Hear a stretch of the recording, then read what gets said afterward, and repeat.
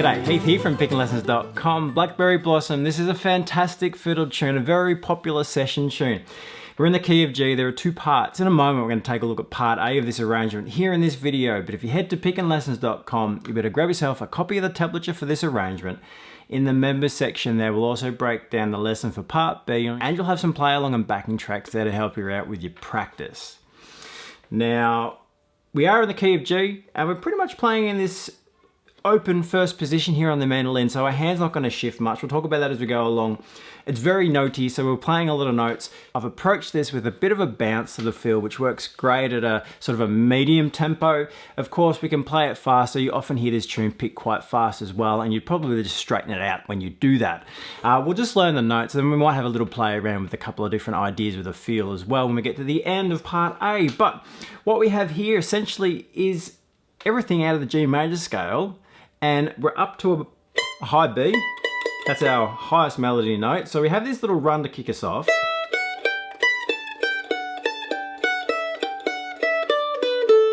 Down to the G there on string 3. So one of the challenges up straight away is being able to use that little finger, third, second and first fingers in combination. So good exercise right there. The pickup notes are on the fourth beat coming in. So 3, 4, 1, 2, 3, 4, 1, 2, 3, 4.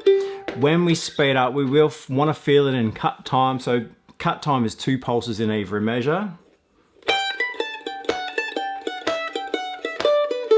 But as we're learning it, we'll just count it in 4 as we go. So 1, 3, 4, just to keep an eye on what we're doing there. So we have this, basically it's a G scale.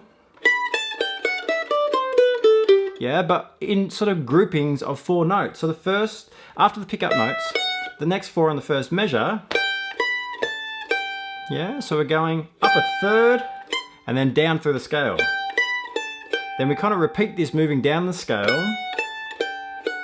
And then from the open E, yeah, keeping that theme going, finishing off the second measure. Slight variation there. Let's just work on this opening section. It's probably one of the more challenging for the left hand.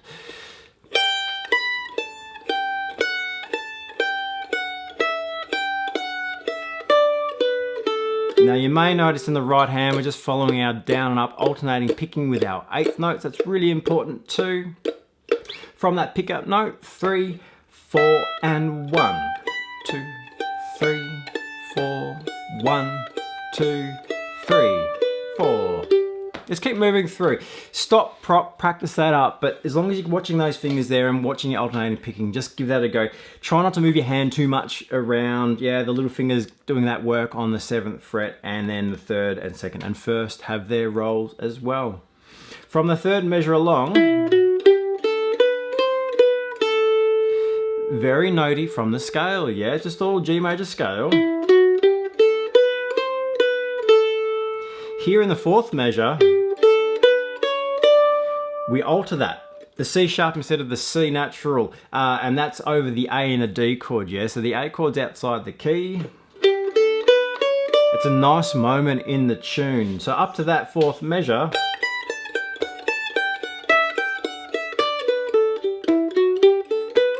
and then, yeah, it really winds itself up there to resolve to that D in the melody. So that looks really nice. I will come back through this in a moment. Let's just tackle the second half. So second half is basically the same to begin with.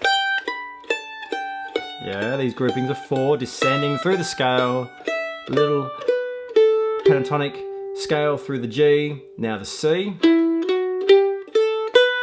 Just like earlier to the G. Now the 8th measure before we hit the repeat, first time through. Yeah. And those 2 pickup notes is just like the beginning. We go around and we'll play this twice. The second time through, that ending will change, letting us move on to part B. But that's where we're going to finish there in part A at the moment. Let's have a slow once through, and then we'll talk about some of the feel options we have. So once through, just nice and straight, nice and slow. 3, 4, 1.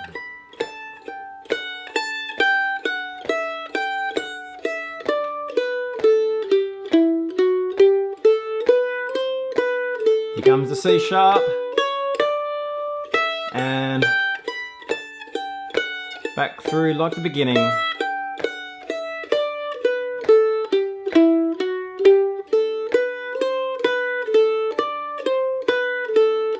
And just practice rolling around a couple of times once you get familiar with these notes. We're playing, remembering that right hand really alternating in there is really important. When we have those couple of quarter notes, just prop on the downstroke. But otherwise, it's a lot of alternating picking. Really important to try and match what you're doing there for the right hand to the rhythm.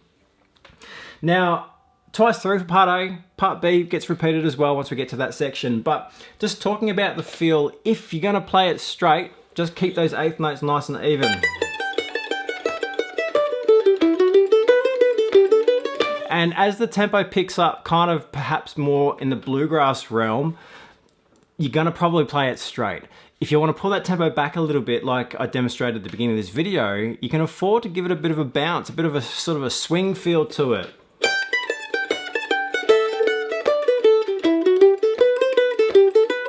Yeah, it works well both ways, and it kind of just depends on the context that you're playing it in.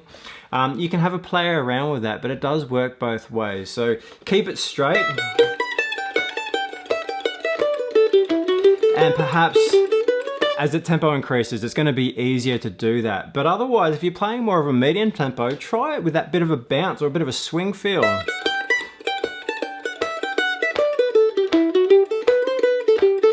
Yeah, it just changes the kind of character of the tune a little bit, but it works equally as well. It's a nice way of playing around with the structure of what we're doing here for the melody. Okay, so there's part A. Part A, now head to pickandlessons.com. We are going to break down part B. We'll break down what's happening there. You can grab yourself a copy of the tablature though as well, and in the member section there you've got those play along and backing tracks. So pickandlessons.com. I'll see you there.